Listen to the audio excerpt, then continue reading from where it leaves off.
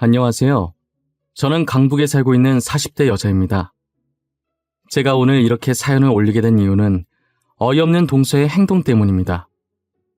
동서는 제게 형님 대우를 해주지 않고 식모 취급을 했거든요. 그렇다고 제가 동서에게 깍듯하게 형님 대우했으면 좋겠다고 바란 건 아니었어요. 그냥 사람 대 사람으로 어느 정도 예의가 있었으면 좋겠다고 생각한 게 다예요. 동서에게는 그게 그렇게 어려운 일이었을까요?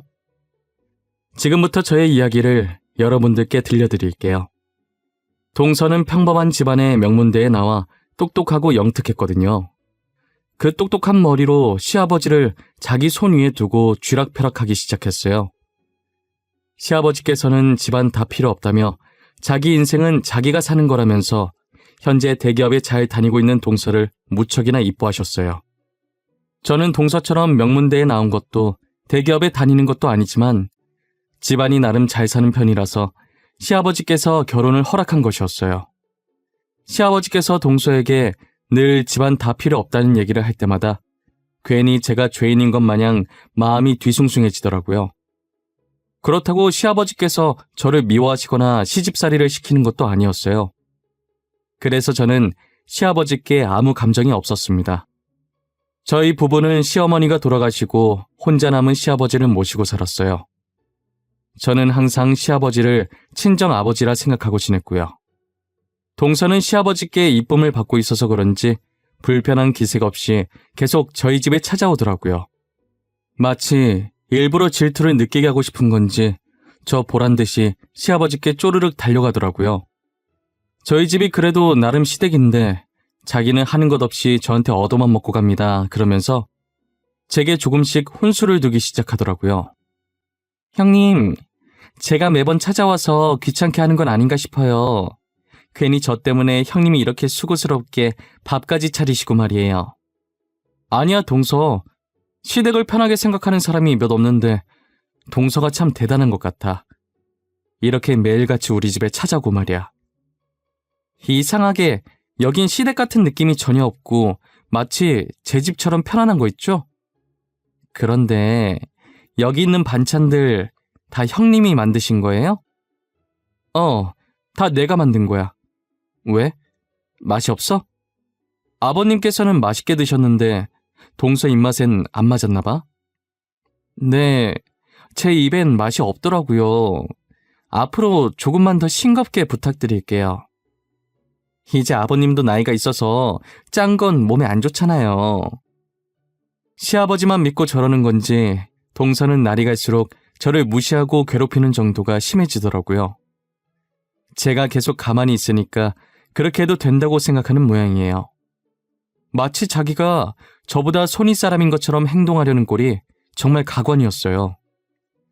계속 저를 가르치려고 들고 자기 입맛대로 가지고 놀려고 하더라고요. 하지만 이런 행동도 시아버지가 안 보실 때만 하니 제가 미칠 지경이었어요. 그래도 제가 동서보다 나이도 많고 형님이니까 어떻게든 혼자 참고 넘어가려고 했어요. 그러다 동서와 함께하는 첫 명절이 다가왔고 동서는 명절이 끝나도록 시댁에 오지 않았어요.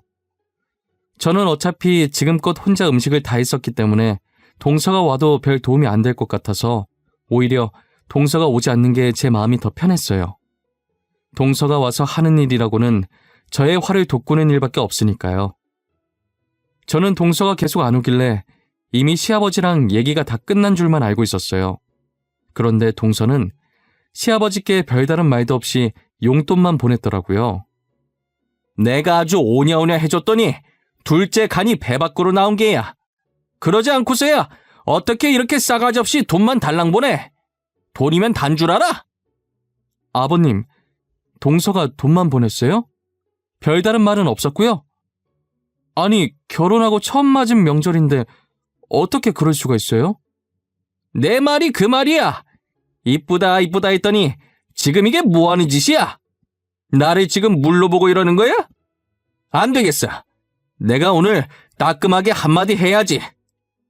시아버지께서 처음으로 화가 많이 나셨더라고요. 당장 한마디 해야겠다면서 동서에게 전화를 걸기 시작하셨어요. 둘째야, 너 지금 이게 어디서 배워먹은 행동이냐? 돈만 달랑 보내면 다냐? 너는 어른에 대한 예의라는 게 없는 게야. 아버님, 저도 첫 명절이라 정말 가고 싶었는데요. 제가 지금 임신을 해서 몸이 안 좋아요. 직접 가서 말씀드리고 싶었는데 음식 냄새를 못 맡겠어요. 정말 죄송해요. 뭐? 임신을 했다고? 아이고, 우리 며느리 장하다, 장해. 수고했어. 진작에 말을 하지. 나는 그것도 모르고 너한테 화만 냈잖아.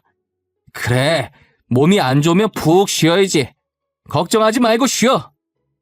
정말 죄송해요, 아버님. 제가 나중에 따로 시댁에 찾아뵐게요. 명절 잘 보내세요.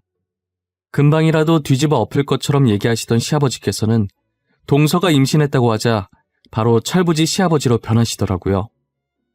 저는 그런 시아버지를 보는데 사람이 참 단순해 보이면서 한편으로는 한심했어요. 저러니까 아무것도 모르고 동서 소나기에서 놀아나는 것 같았어요. 시아버지께서 하루빨리 동서의 여우 같은 본성을 알아차렸으면 좋겠다고 생각했습니다. 동서는 임신과 동시에 콧대가 올라가 아주 하늘을 찌를 기세더라고요. 매일 시댁에 찾아와서 저를 괴롭히는 걸 취미로 두기라도 한 것인지 이젠 저를 아주 대놓고 식모 취급을 하기 시작했어요. 저한테 대놓고 말하는 게 아니라 이제는 시아버지를 이용해서 저를 부려먹더라고요. 아버님, 뱃속의 아기가 잡채가 먹고 싶은가 봐요. 어제부터 잡채가 너무 생각나는 거 있죠? 그런데 제가 요리를 못해서 못 만들어 먹겠는 거예요. 그래서 결국 못 먹었어요. 그래? 우리 손주가 잡채가 먹고 싶대? 잡채가 먹고 싶으면 만들어줘야지. 우리 첫째가 잡채를 또 기똥차게 잘 만들어. 잠깐만 기다려봐. 금방 될 거야. 아버님 괜찮아요. 그렇게까지 안 하셔도 돼요. 제가 형님 귀찮게 한 것 같아서 죄송해요. 그냥 집 가는 길에 사서 먹을게요. 저는 진짜 괜찮아요. 아니야. 여기서 먹고 가. 왜 굳이 사서 먹어? 아기가 먹고 싶다는데. 먹고 싶은 거 못 먹으면 나중에 서러워서 안 돼. 결국 저는 시아버지의 등살에 어쩔 수 없이 동서의 밥상을 차려주었어요. 저는 도대체 제가 왜 동서에게 음식을 해다 바쳐야 하는지 모르겠더라고요. 하지만 시아버지께서 저에게 부탁한 게 처음이라 아무 말 없이 잡채를 만들어 주었습니다. 동서는 잡채를 보자마자 박수까지 치면서 젓가락을 들더라고요. 그러더니 한 입 먹고 젓가락을 탁 소리나게 내려놓더니 음식 맛이 이상하다고 난리를 치기 시작했어요. 아, 형님, 이게 뭐예요? 왜 이렇게 맛이 없어요? 해주기 싫으면 해주기 싫다고 말로 하시지. 왜 음식 가지고 장난을 치고 그러세요?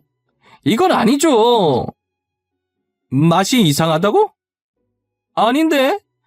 첫째가 해주는 잡채가 제일 맛있는데 내가 한번 먹어보지. 둘째야, 뭐가 문제라는 거야?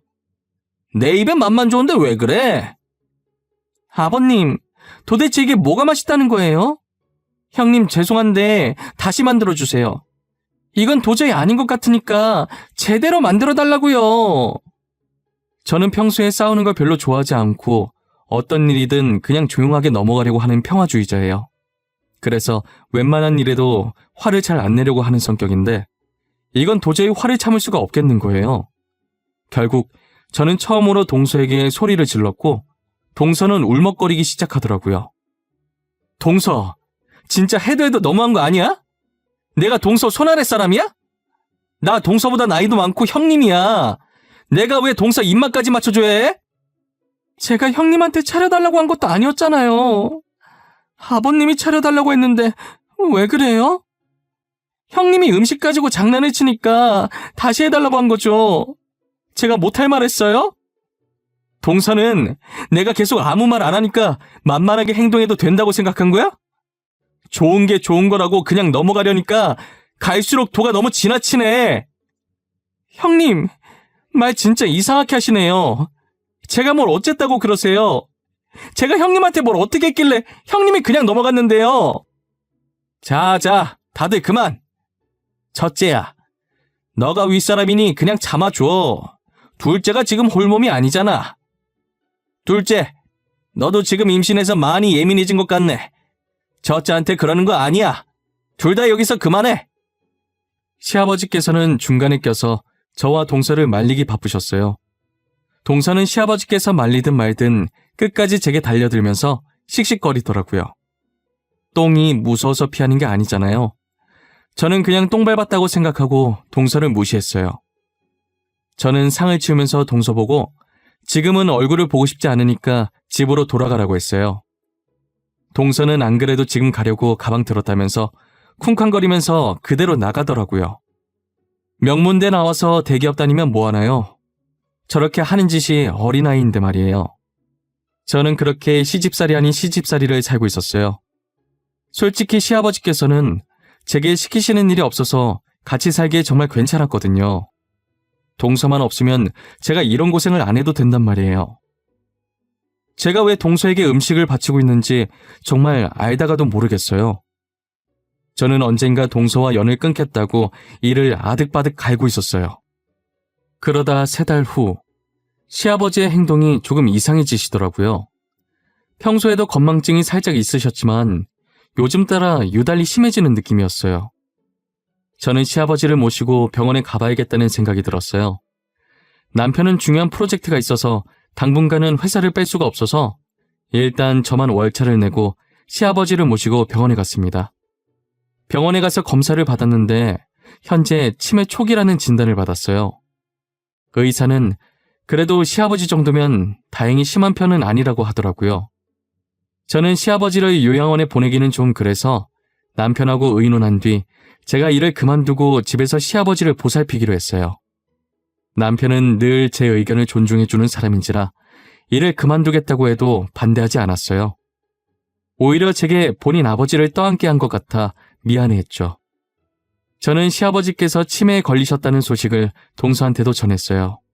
그랬더니 혹시나 자기들 보고 시아버지를 보살펴달라고 할까봐 그런 건지 저희 집을 제 집 드나들듯 자주 찾아오던 동서의 발길이 뚝 끊긴 거예요. 사람의 속이 어쩜 그리도 훤히 보이는지요. 동서도 그렇고 서방님도 그렇고 정말 꼴보기 싫어졌어요. 그런데 시아버지께서는 날이 갈수록 치매 증상이 심해지시더라고요. 처음엔 건망증이 약간 심한 정도였는데 이젠 가끔씩 저희 부부도 못 알아보시고 몇 년 전 돌아가신 시어머니만 계속 찾고 계실 정도예요. 정신이 오락가락하시면서 급속도로 상태가 안 좋아지는 시아버지를 더 이상 혼자 감당할 수가 없어서 어쩔 수 없이 요양원에 보내게 되었어요. 저는 틈틈이 요양보호사 공부를 했고 자격증을 취득한 뒤 시아버지께서 계신 요양원에 들어갔어요. 정신이 가끔 돌아오실 때는 시아버지께서 항상 제게 미안하다는 말씀만 하셨었어요. 첫째야, 내가 그동안 너를 챙겨주지 못해서 미안하구나. 둘째만 이뻐해서 많이 서운했을 거 나도 안다. 그래도 나를 버리지 않고 보살펴줘서 고맙구나. 무슨 말씀이세요? 제가 왜 아버님을 버려요?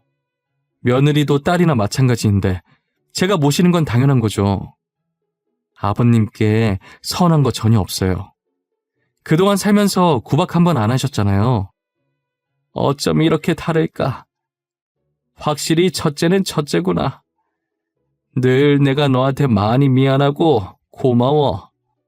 둘째는 어떻게 된 게 연락 한 통이 없는지. 내가 둘째를 얼마나 이뻐했는데. 동서도 회사 다니느라 바쁠 거예요. 대기업 다니는 게 어디 쉽나요? 여유 있을 때 연락할 거예요. 조금만 기다려보세요. 아니면 제가 한번 연락해 볼까요? 아니다. 됐어. 전엔 뭐 대기업에 안 다녀서 우리 집에 자주 왔니? 이제 내가 이 모양 이 꼴이니 보기 싫은 게지. 나도 다 알고 있어. 시아버지께서는 그렇게 아끼던 동서가 자신을 찾지 않자 실망감이 크신 것 같았어요.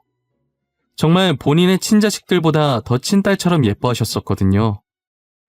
동서를 그리워하는 시아버지를 보니 조금 안쓰럽기도 했어요. 제가 먼저 동서에게 연락을 해볼까도 했지만 시아버지께서 극구 말리시는 바람에 연락을 하지 못했어요. 요양원에 계시면서 시아버지께서 건강검진을 받게 되셨는데 검사 결과가 꽤나 심각했어요. 아버님 뇌에 커다란 종양이 발견됐다고 하더라고요. 저는 의사에게 지금 당장 수술할 수 없냐고 물었죠. 하지만 종양의 크기가 생각보다 커서 수술을 진행할 수가 없다고 말씀하시더라고요. 살아계시는 동안 하고 싶다는 거 다 하게 해주라고 하면서요. 살 날이 얼마 남지 않은 시아버지께서는 동서를 보고 싶어 하셨어요. 저는 그 말을 듣고 곧장 동서에게 전화를 했어요. 동서 난데 오랜만이네. 아버님께서 동서 많이 보고 싶어 하셔. 평소에 아버님이 동서 많이 아끼셨잖아. 찾아오기 그러면 전화라도 한번 해드리던가 해. 네, 알겠어요. 나중에 제가 알아서 할게요. 지금 조금 바빠가지고요. 시간 날 때 전화 드리던가 할게요. 그래, 꼭 전화 줘. 아버님이 계속 동서만 찾더라. 나중에 후회하지 말고 시간 내서라도 전화 드려줘. 부탁이야. 아, 알았다고요. 제가 알아서 하겠다니까요. 이만 바빠서 끊을게요. 동서는 대충 알겠다는 대답만 하고 바쁘다면서 제 전화를 먼저 끊더라고요. 그리고 한참을 안 오다가 2달 뒤에 갑자기 시아버지를 찾아와서는 펑펑 울기 시작하더라고요. 저는 동서가 억지로 연기하면서 눈물을 짜내는 게 눈에 보여서 꼴보기 싫더라고요. 정말 여기에 조금만 더 있었다가는 금방이라도 토할 것 같았어요. 그래서 동서가 나올 때까지 병실 밖으로 잠시 나가서 바로 앞 의자에 앉아 있었죠. 제가 병실에서 나온 지 1, 2분 정도 뒤에 동서의 울음이 뚝 끊기더라고요. 그러더니 시아버지께 이야기하는 소리가 들리더라고요. 제가 아주 나간 줄 알았던 건지 동서는 아픈 시아버지 앞에서 화를 내기 시작했어요. 아버님, 왜 저희 속이셨어요? 그동안 저희한테 건물 한 채밖에 없다고 하셨잖아요.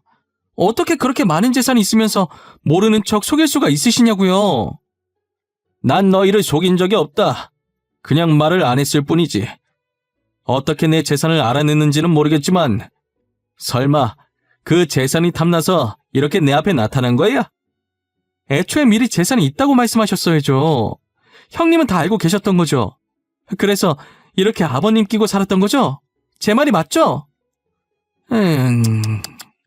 어쩌다 우리 집안에 이런 요물이 들어왔을까? 그동안 너를 이뻐했던 내 자신이 너무 한심하고 자괴감이 드는구나. 말 피하지 말고 대답하세요. 형님은 다 알고 있어서 아버님 모시고 산 거 아니에요? 혼자 아버님 재산 다 받으려고 이러는 거 아니냐고요. 너는 생각하는 수준이 그거밖에 안 되냐? 첫째는 내가 재산이 많다는 거 모른다. 너네도 몰랐다가 지금 한 것 아니냐? 첫째가 무슨 수로 알겠어?